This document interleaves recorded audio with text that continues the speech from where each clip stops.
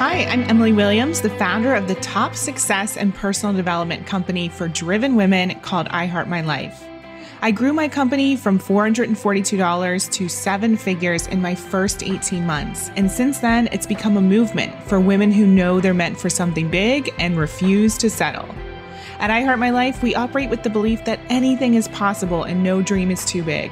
We're all about combining business strategy, deep mindset work, high performance practices, money tips, and a whole lot of lifestyle to help you get the results you deserve in all areas of life. Because after all, we only get this one shot. This is your one-stop shop for all things inspiration. So grab your favorite drink and a pen and a notebook and get ready to be inspired. Oh, and if you're not a member of our community, go to iheartmylife.com/join and receive all of our emails and announcements. And while you're at it, copy and paste this episode link and share it with 3 friends. Now, on to the episode.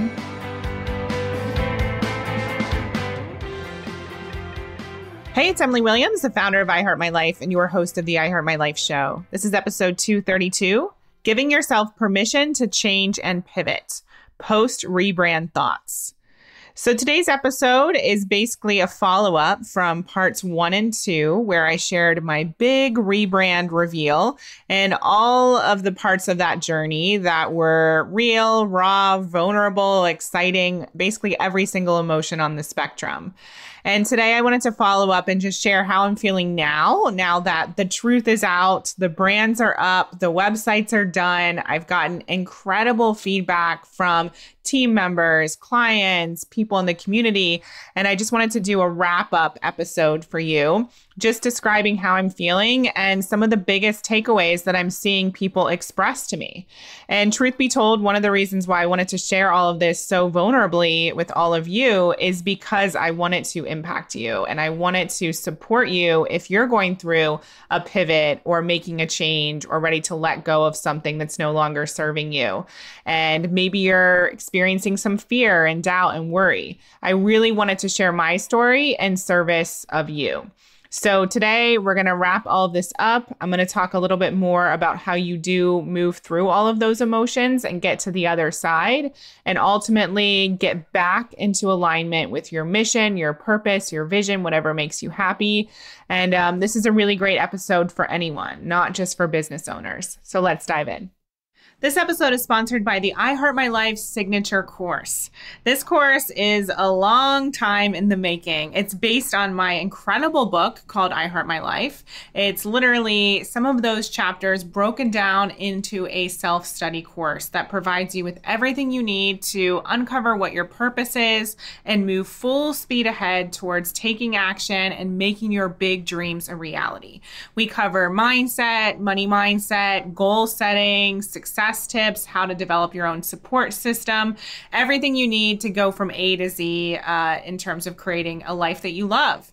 So if you go to iheartmylifecourse.com, you'll learn more and you'll be able to sign up right away today and be able to start moving forward towards that big vision, that thing that you know you're meant for. And remember, you are worth it. You deserve to live a life that you love. So go ahead and check it out now.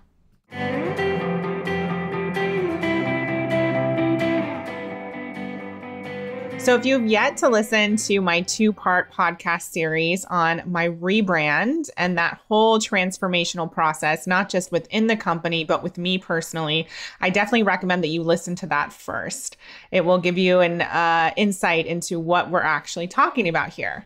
And today, it feels like perfect timing to be recording this. I just received a special voice message from a colleague who wanted to basically just support me and tell me that she felt like I was showing up in such a brave way with everything that I had revealed. And she said, you know, more people need to know that it's safe and it's possible for them to follow their heart and they don't have to keep moving forward in a way that's no longer aligned. And she just kept reiterating the word brave. And that was really, it just meant a lot to me to hear her reflect that back to me. And, you know, sometimes we don't recognize those moments of bravery and we don't see ourselves as brave until someone else voices that to us. And so before we even dive into everything that has come from the rebrand and how I'm feeling now about everything, I want you to just check in with yourself and ask yourself, is there anything that you need to give yourself credit for today? Is there anything that you've done or a way in which you've shown up that is really impactful and is really something to be commended? You know, we can't wait until other people celebrate us. We really have to give celebration to ourselves and give ourselves pats on the back. That's how we will fill ourselves up and we won't be reliant upon other people. And it's also really important because if we're relying on other people to fill us up, that means the moment people don't get what we're saying or they don't resonate with us or they say something negative, then it'll bring us down because we're relying on them for our confidence and for that extra dose of happiness or fulfillment. So although I'm super grateful for all the kind words that I've been receiving, I'll share some more of them with you today. I know that it's more important for me to recognize how far I've come and to make sure to praise myself. So I want you to pause this episode and just think of a few things that you are proud of yourself for, a few moments in which you were brave over the last few weeks, or something that you've done that maybe was challenging that you were able to move through and get to the other side. So just pause and make sure you write at least one thing down. All right, so I want to read some of the feedback that I got over the last few weeks after sharing my 8-part email series all about the pivot that we made this year, my own personal transformation, and of course, basically splitting up my company into 2 different companies. So I have a note here from someone that says, I don't think I've ever read 8 emails in a row by someone ever, but I literally could not wait to read yours. And the websites, Lord have mercy, those are gorgeous. Thank you for showing us what a prosperous pivot looks like. Another person said, I wanted to take a moment to congratulate you. I followed your journey the past 8 days and woke up every morning with anticipation to see what happened next. Your vulnerability and your story confirmed some of my own thoughts about my business and the moves I need to make. Your website is beautiful. It provides clarity and enthusiasm to want to continue to be part of your journey. Cheers to you and your success. Another person said, the EW brand is bold, unapologetic, powerful messaging, and overflowing in abundance. I watched the video twice. My favorite line is, wealth is your birthright. I need that on a mug. This has given me so much clarity for my own brand.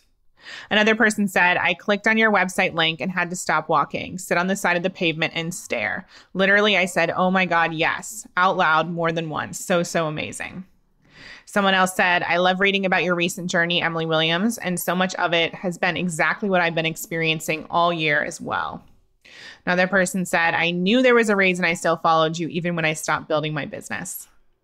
Another person said, I haven't worked with you, but I have followed you and read your blogs. You are amazing, and this rebrand is unreal. Congratulations. I have the goal to come to one of your luxury groups. Another person said, thank you for your vulnerability and sharing your process with us. I'm more inspired than ever for my own prosperous pivot.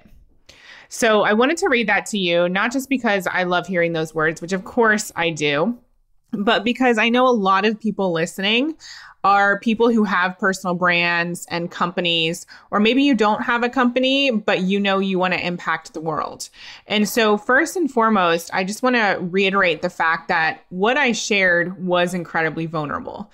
And there were some fears that came up for me as I was putting this out into the world, one of which I actually shared with my clients the other day. And that was the fear that by sharing that I didn't want I Heart My Life to be focused on entrepreneurship, I would make our current and previous clients feel like we didn't care about them or like they weren't in the right place.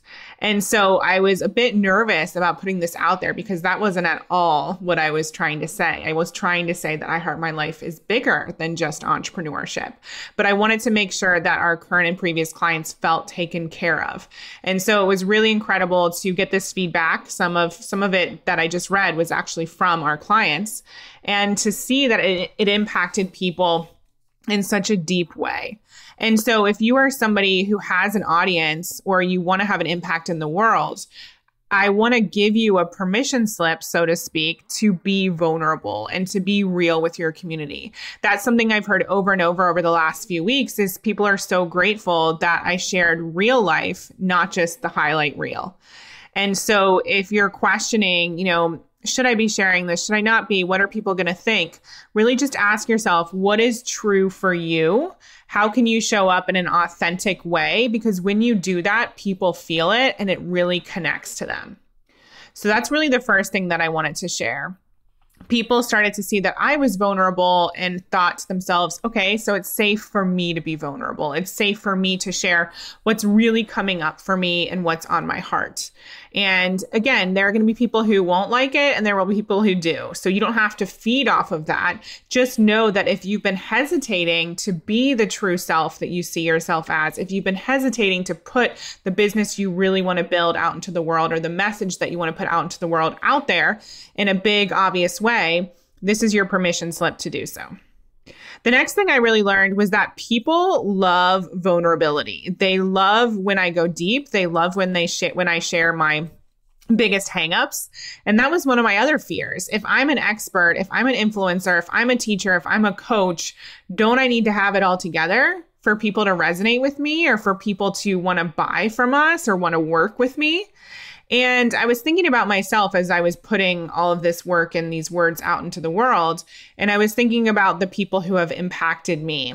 And I definitely, just like many of you listening, I learned so much from stories and from people sharing their own challenges and what they've been able to go through and how they were able to get to the other side.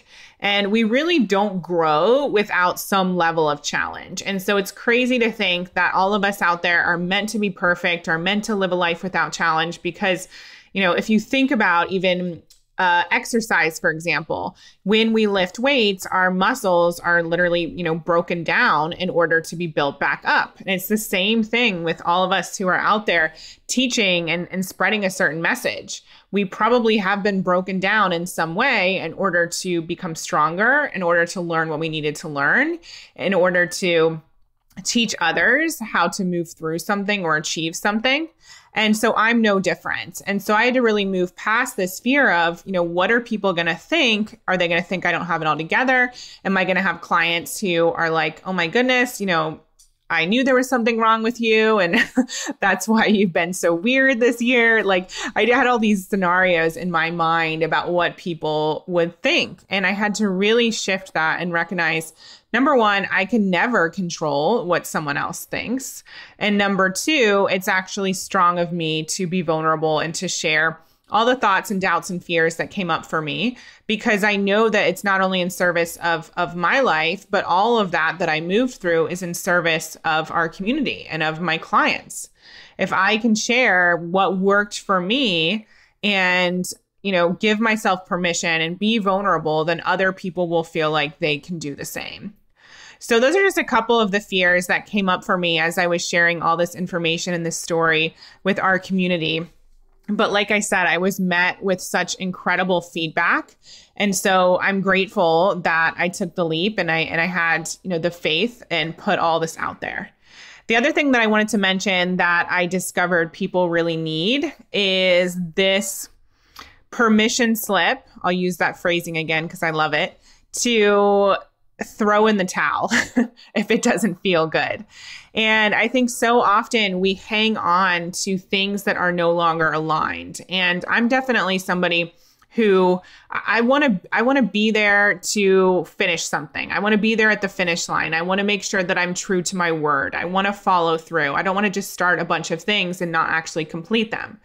But sometimes it's actually braver to pivot or to cancel something or to not move forward with something.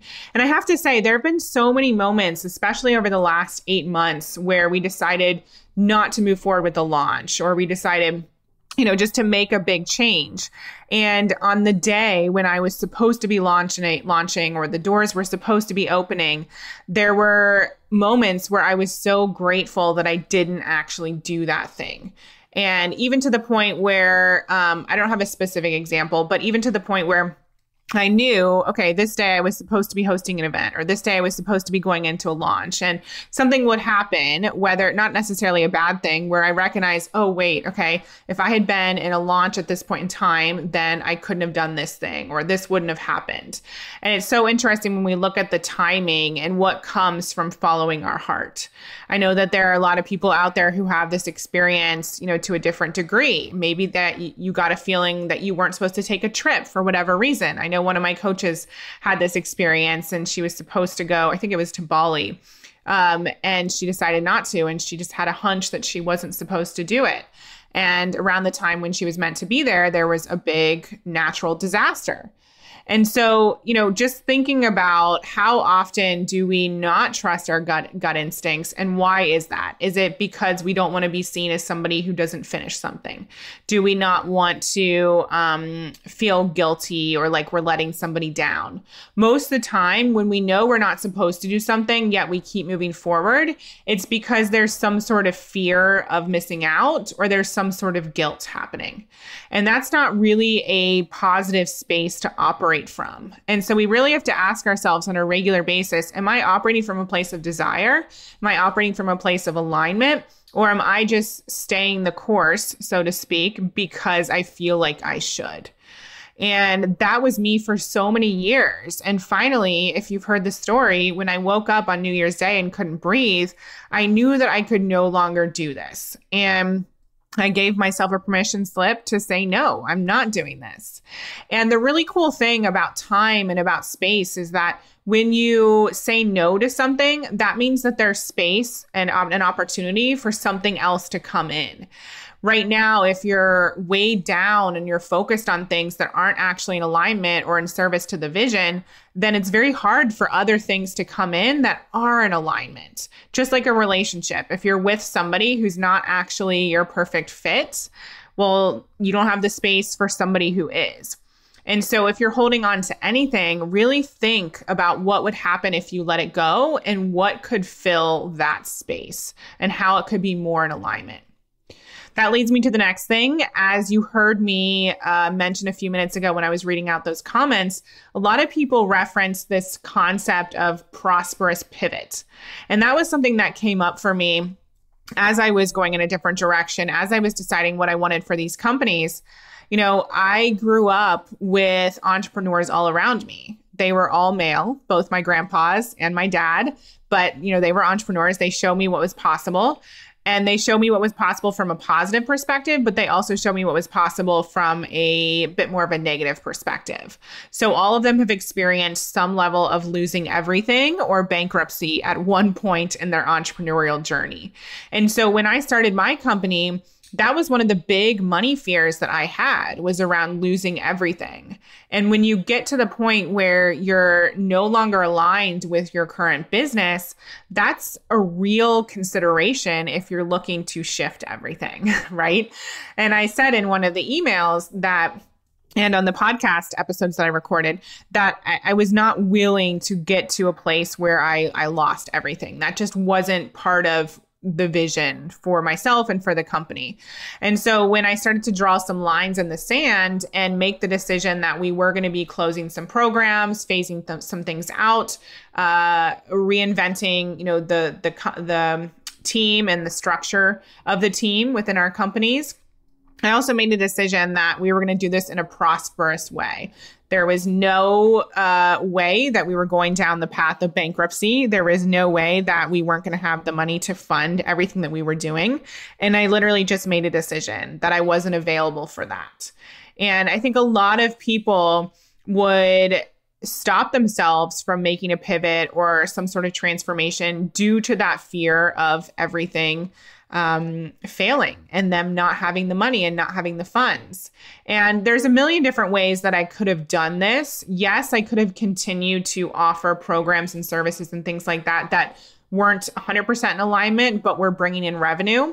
But for me, what I realized was that I had to streamline, I had to focus, and I couldn't do everything at once. And so when I started to look at, okay, so what could I do to continue to bring in revenue in the company that is in alignment when I thought about shutting down other things, it gave me that space for new ideas. And what I truly believe in my heart is that there's always a way to bring in the money, and there's always a way to do it in a way that feels good. I refuse to run a company called I Heart My Life and not heart my life and not love what it is that we're putting out into the world. And the truth is, you're going to be able to sell so much better if you are actually in alignment with what it is that you're putting out there, because sales is just an expression of belief. So you have to believe in what it is that you are putting out into the world. And so I really gave myself permission to focus on what felt good, not just what was easy, not what we've been doing time and time again. And I really am an all or nothing person. I can't pretend that I'm not. And I know there's a lot of people out there who can sell things that they don't actually care about. Maybe they care more about the revenue, and that's great. You know, there are businesses that thrive with that type of mindset, and there are people who aren't attached to what it is that they're doing. For example, I don't know many people who would be super passionate about Tupperware, right? Tupperware. When you're putting that out there and you're selling your Tupperware and you're having your parties, like I know that there maybe there's some people who get a kick out of that, but most people aren't going to be super passionate about that. They're doing it because they want the revenue, because they want the company to grow. And, you know, feel free to correct me if I'm wrong. That's just a silly example, but I know that there are companies out there where it's not imperative that you love the work that you're doing or you love the product, so to speak. But in my company, especially the one called I Heart My Life, and especially now the Emily Williams brand, where, you know, my face is all over it and I'm actually delivering services personally, I feel like it's really important that I love what I do.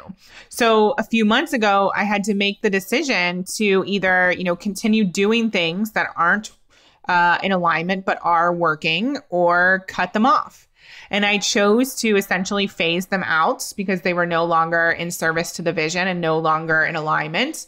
And for a lot of people, they would say that's risky. They would say that's not a good decision. But I honestly did not know any other way. If I were to hold on to something, that would no longer be in alignment for me. That would not be me living out my fullest purpose. That would not be me being congruent. And I couldn't do it. I'd spent so many years doing that. And again, if you've listened to the previous episodes, I realized that being in alignment was more important to me than money. And I know a lot of people have written in and said that that was really powerful for them to hear, and for them to also hear that I was taking a stand for remaining prosperous and for doing this in a way that would be in alignment, but would also be prosperous. Hence the word prosperous pivot. And so really think about yourself right now. Is there some sort of preconceived notion that if you head in a different direction, then you will no longer have money, or you will no longer have time? Or like, what are the belief systems that are stopping you from actually moving forward? And how can you start to transform them and decide that it gets to be a certain way? It gets to be easy. It gets to be profitable. It gets to be more abundant than you could possibly imagine. Because our thoughts and our words are creating our reality. And so if I went into this pivot thinking, oh my goodness, I'm literally, causing my company to go into bankruptcy, then that's what I would get. I'd be focused on that versus being focused on the opportunities available to me. I believe there's always enough money. I believe there's always an opportunity. There's always an answer. There's always a solution to every single problem. We just need to look for it. And if our eyes are focused on lack, that's what we're going to see. If we're focused on abundance, that's what we're going to see. So that piece around prosperously pivot was really big for people. The other thing that I didn't expect is multiple people said that they felt like they knew me better. And I thought that was so interesting and definitely a welcome surprise. And I see myself as an open book, but I also understand that not everyone is reading every single email. Not everyone is listening to the podcast all the time. Of course, we can always have an additional level of vulnerability. But it felt really amazing to hear that people felt connected to me. And so really think about your own work in the world. Is there a way in which you can bring people in and you can bring people into your personal life or to your world to a greater degree? I know for some people that's a little scary. Some people like their privacy. So I'm not saying you need to share everything, but what is your community craving from you that they're not currently getting? Do they want to know you better? And what would that look like? Would that look like you jumping on Instagram stories a few times a week? Would it look like you doing connection calls with people, with groups within your community? Would it look like you sharing a vulnerable story? There's no right or wrong answer here. It's just what you feel called to do. And really think about how you can let people into your world in a deeper way. The other thing I realized is that people love a good story. And it was so interesting to see the power of this 8-part email series and how many people said that they, were waking up wanting to read the next installment. And I remember having an experience myself with somebody who wrote an email series like that, where one email fed into the next one. And I was really impacted by that as well. I wanted to know the rest of the story. And so I wanted to throw this in there just as a little marketing idea for those of you who want to tell a story and are looking for some new things to test or some new ways to connect with your audience. It worked really well for us, and it got more response than anything we've done in a while. So I highly recommend having something like that, maybe as an onboarding sequence when you get new clients or new people on your email list. But you can be creative with it and think about what would resonate with you. The other thing that I had a response about was the websites in particular. The EW one, the Emily Williams one, is the one that reflects the photo shoot and the rebrand that we did at the Greenbrier, which is the hotel that I always wanted to have a photo shoot at. And that was really powerful for me to hear other women say, I gave them permission to be more 5-star, to give into the luxurious side of themselves, to really dive into the fact that wealth is their birthright and to showcase that in a big, obvious way on their websites. I mean, my website literally says that I'm obsessed with getting you rich. And that's a bold statement. Not everyone would be excited about that. And I know for some people, maybe people who have landed on the website, that is repellent and they don't want to hear those words. Maybe they're a closeted wannabe rich person, but right now they feel like wanting a lot of money is negative. So I personally was all about being my full self and having that reflected in the photos, in the video, in the copy. And, that's what I decided to do because I was sick of, doing things that weren't in alignment. And so I thought, again, I can't half-ass this. Let's go all in. Let's really make this what I know I want it to be and be unapologetic. And we are all attracting or repelling people on a regular basis. And it's not our job to dictate that. Our job is just to be our true self and to show up fully, and that will naturally happen. And that's actually a good thing. I don't want to work with every single person in the world. That's not my job. My job is to work with people who resonate with me and who are on my wavelength and who are, operating at my level. And it's the same thing for you. It's the same thing whether you run a business or you're in a career. Your job is to attract those people who are in alignment with you and not worry about everyone else. So really think about that for yourself. What would it look like to be truly you and to really reflect that, whether it's in a brand or a website or Instagram or how you show up in the world on a regular basis? What would it look like to be truly you? And I think that's a really incredible thing for all of us to think about, because if we're not being our true selves, then we're not attracting the people who are actually in alignment with us, because it's a confusing sort of energetic thing. People don't know who you actually are. And when there's confusion, as Marie Forleo says, a confused mind always says no. So, there will always be people who like you. There will always be people who don't. You might as well be your full self in order to attract all those people on your wavelength. That's where the sweet spot is. Finally, the other thing I wanted to share that was kind of a surprise to me, but also very welcome, was the amount of comments I got from my team. So one of the things that was really special is that on a regular basis, they were all sending me messages of support behind the scenes. And I even had one of our copywriters tell me how much she resonated with the email sequence that I wrote, which she copy edited.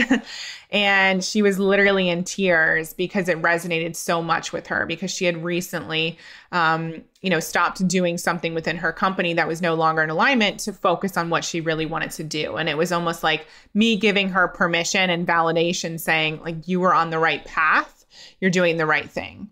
And so that was really special to think about the impact that I was having behind the scenes with the team. And for those of you who run a business, oftentimes we are focused on our community and our clients, and that's great.